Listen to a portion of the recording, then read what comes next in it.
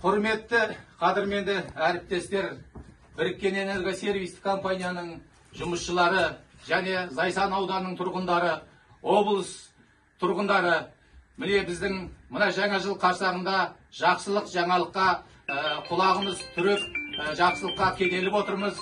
1 қаңтар 2024 жылдан бастап осы облыстағы 2 аудан, Шалғай аудан, шекаралық аудан, Марқакөл ауданы және Қатонқарағай ауданы болып қайтадан құрылуға жарлыққа қол қойды. Бұл біздің келешек, өміріміздің, келешек ұрпағымыздың, яғни барлығымыздың келешекке деген жақсы ниетпен, жақсы қадаммен басуға ізгі ниеттерін білдіреді. Сондықтан біз барлығымыз осы